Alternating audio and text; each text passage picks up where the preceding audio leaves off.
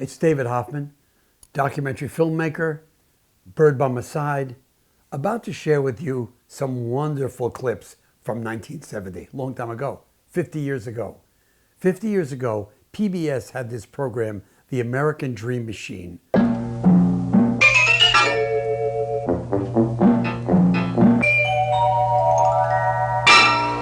Outrageously risk-taking at the time, 1970, right at the time of Kent State students being shot on a college campus, pop hip culture rising, kind of the whole mod scene at the same time. It's a very unusual time, and they presented this program with little scenes shot by independent filmmakers like me. You got these jobs, and one of them was they sent out a request, ask somebody on the street, what's the ideal woman, what's the ideal man? So you're about to see a few clips from street stuff, asked on the street, what's the ideal woman, what's the ideal man? After you see that, I'm going to show you some other incredible clips from this same show. The American Dream, I guess a world where women can be aggressive without being considered masculine, and men can be gentle without being considered effeminate. The ideal woman for me, I want a woman like the woman that married my dad, right? I think she would be humble. Egoless. Someone who can understand everything that I do. Like my wife, she's a doll. And agree to everything that I do.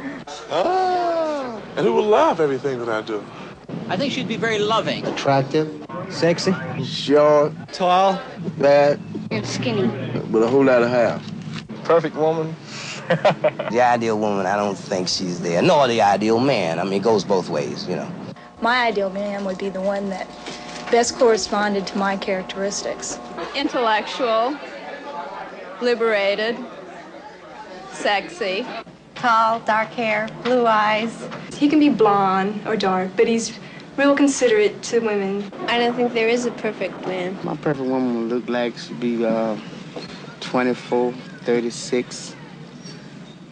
36. About 36, 25, 36. I would think about huge breasts. 23, 24, 29. My goodness, she'll blow my mind. So here's a clip from Fascinating Womanhood.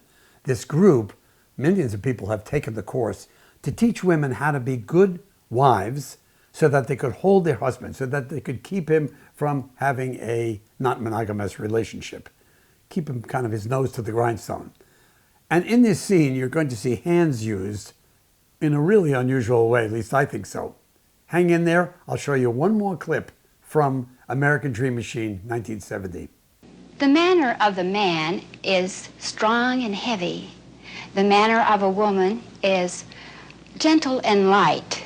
The feminine manner with the hands is to remember that the side of the hand is the most appealing. And in gestures like giving to someone, you will have this movement. Will you do this with me? This movement. And then to bring the hand back, you give a gentle turn and reveal again the side of the hand. I was in the kitchen and he was at the dining room table and I had just, really spouted off at the kids and my teapot was just really bubbling. But I wasn't really ugly angry, not yet. So as I walked through the dining room, and he's sitting there and I just, like that. And I turned around and I beat her in his chest and I said, "You brute!" I said, "You've been so mean to me. I just can't stand you." And he put his arms around me and he laughed and he smiled and everything was just beautiful. The anger was gone. In fact, girls, what happens if you've never tried childlikeness, after you experience this, you wish you had something more to complain about. You're really looking, oh gee, I wish he'd do something wrong so I can use it, It's beautiful. So I did some quick research just for the fun. I looked at this big Pew study on how women feel about men and how men feel about women. Well, the number one thing men like in women they'd like to be with is beauty. It's kind of rough for some women, but I understand it. The number one thing women like is honesty. I think that's really interesting. Honesty. They also like compassion. And they also like men who were good providers. I get that. What did women not like about men in this Pew study? Aggressive men. And the word powerful came up for both genders. You'll find this not surprising. Men thought powerful meant complimentary. Women thought powerful as a negative. So you're about to see the oddest bit of television. This is really shocking for its time. Semi-nudity, pieces of the body with clothing on them, very mod, very advanced for 1970. Kind of interesting to watch today because I wonder how people would react to this if this were on TV today. It does seem a bit slow by today's extremely fast editing, but in other ways it'd still be pretty far out there if some network television ran this one night on TV.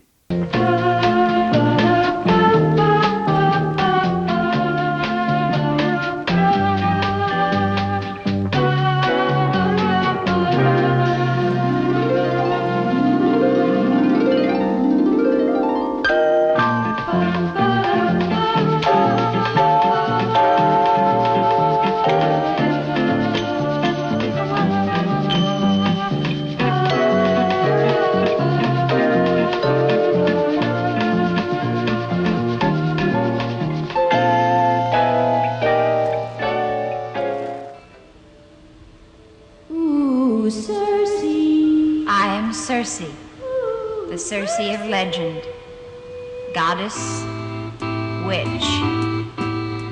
I turn men into beasts with my magic charms, my subtle sorceries, my spells,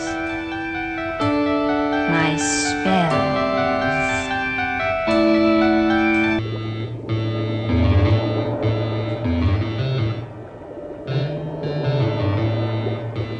All men are beasts, and Circe is always adding to her zoo.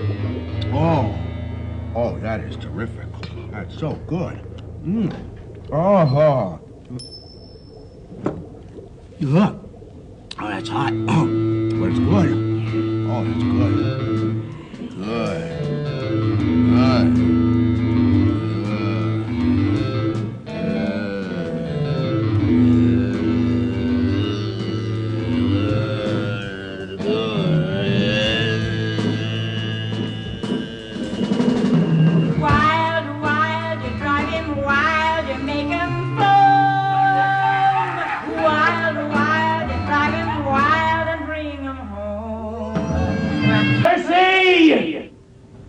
Who's that?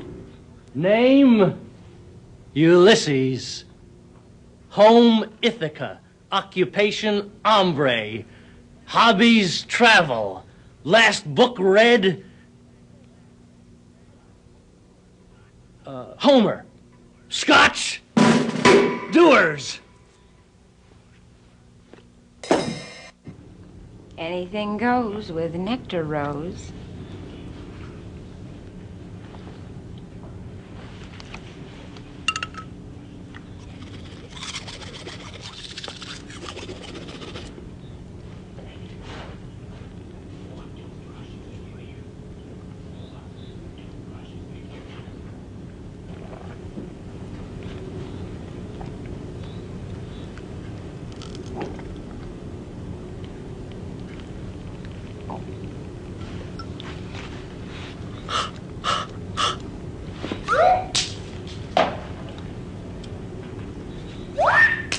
Circe could see she had met her match.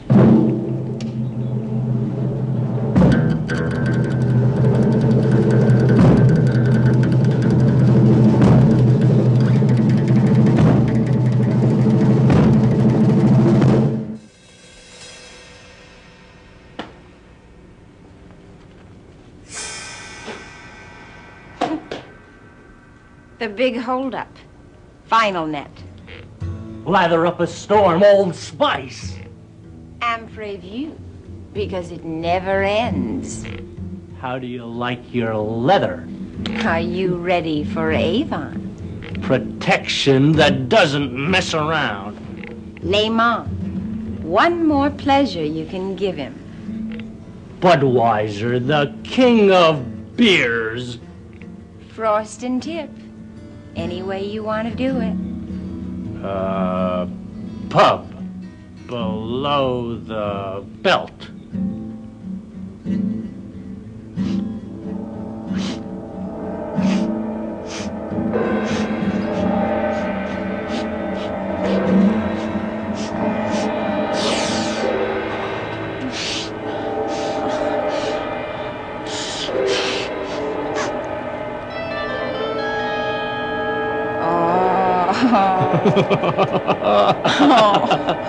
Yes, Circe. A charm more potent than any of yours.